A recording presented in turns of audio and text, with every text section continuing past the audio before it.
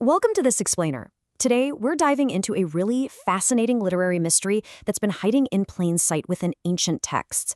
We're going to explore the profound and honestly, often completely overlooked power of anonymity. If you've ever read ancient scriptures or historical accounts, you might have caught this recurring anomaly. People who literally alter the course of history, but are never actually given a name. So why does this happen? Well, we're going to unpack exactly how these unnamed figures shape narratives in ways that named characters simply cannot.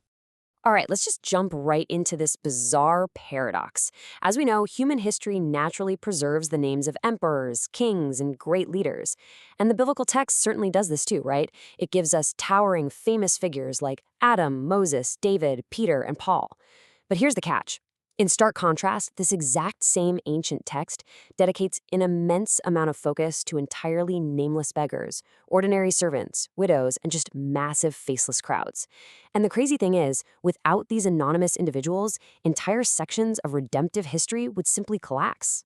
So it really begs the question, doesn't it? Why did ancient authors intentionally leave these people anonymous?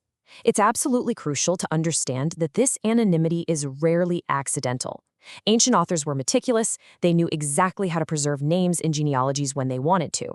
So that repeated decision not to name certain individuals, it isn't a mistake and it isn't a lapse in memory. The omission itself is a deliberate message. To solve this mystery, we can actually divide these anonymous figures into three distinct categories. To kick things off, our first clue lies in Category 1, the explicitly unnamed, or as we can call them, the mirrors. Now, these mirrors are people whose existence is absolutely central to the story, yet their names are intentionally withheld from us, the readers. And what's really wild here is how Jesus completely reverses ancient societal expectations. Back in the ancient world, wealth almost guaranteed that your name and legacy would be preserved. But in the famous story of the rich man and Lazarus, those expectations are totally flipped upside down.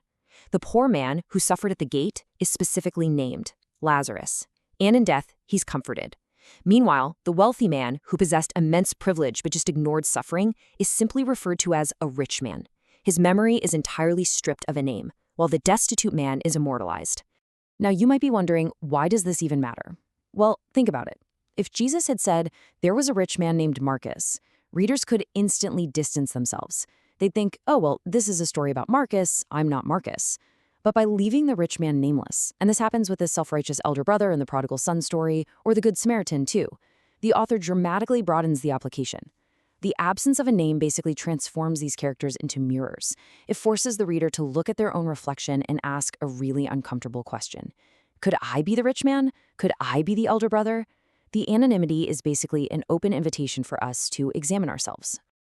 Okay, moving right along to clue number 2. Let's look at our second category, identified only by descriptors, also known as the labels. Take a look at the sheer scale of this pattern. We're looking at an enormous group of individuals identified entirely by a condition, a location, an occupation, or a specific circumstance. Their descriptor effectively replaces their given name. We have the woman with the issue of blood, known only by 12 years of suffering and profound social isolation. There's the Samaritan woman, defined by deep ethnic and moral barriers. The man born blind, characterized by a lifelong physical disability. And the good thief, defined by his crime and having absolutely zero opportunity for religious achievement. And honestly, this list goes on, from the Ethiopian eunuch to the widow of Zarephath. These people arrive in the narrative identified almost exclusively by what is wrong, lacking, marginalized, or restricted about them.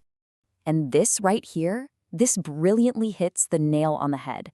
Society had completely reduced these folks to their afflictions.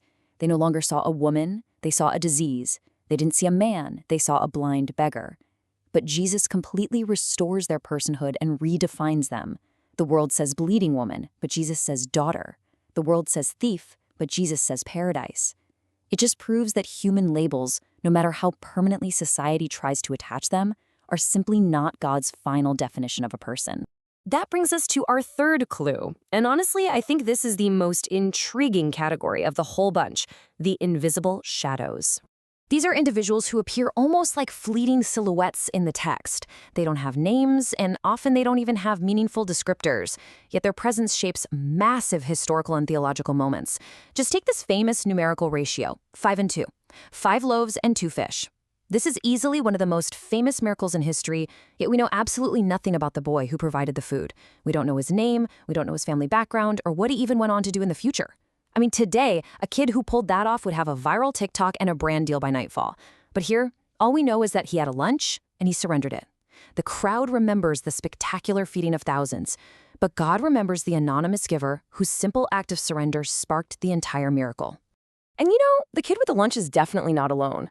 There's a really powerful recurring textual principle at play here. The servants at the wedding in Cana? No names, yet they obeyed, filled the jars, and were the very first people to witness the miracle. Or consider the little maid of Naaman's household. She was a captive Israelite girl with absolutely zero status, but she bravely spoke up and literally changed a powerful general's eternity. The profound takeaway here is that the people physically closest to God's greatest works often remain totally invisible to the history books.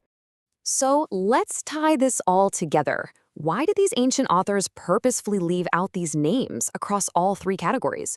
That brings us to our resolution: fame versus significance. Ultimately, it all comes down to a battle of priorities. The deepest theme we can draw from these texts is that the Bible is not ultimately a book about human heroes. Sometimes names disappear purposefully so that the spotlight moves completely away from human greatness and shifts entirely toward divine action. The most important question the text wants you to ask isn't, who was this incredibly great person, but rather, what was God doing through this ordinary person? Which leads us to a really profound paradox, perfectly captured in this thought. Significance and recognition are not the same thing. When you look at these ancient records, we know the names of dozens of wicked, oppressive kings who actively opposed God. Their names are famous. Yet, we do not know the name of the poor widow who quietly gave her last 2 mites. We know the names of fierce persecutors, but we have no idea what the name of the boy who gave up his lunch was. The biblical narrative keeps suggesting that heaven's record book operates on a fundamentally different metric than Earth's record book. The world teaches us a very specific formula. If your name is remembered, if you have monuments or followers or fame, then your life mattered. But the Bible teaches something radically different. If you were faithful, regardless of who saw it, your life mattered. It's quietly proclaiming that you absolutely do not need to be known by everyone in order to be used powerfully by God. In a way, every single unnamed character we've looked at today, the mirrors, the labeled, the invisible shadows, leaves behind an empty nameplate.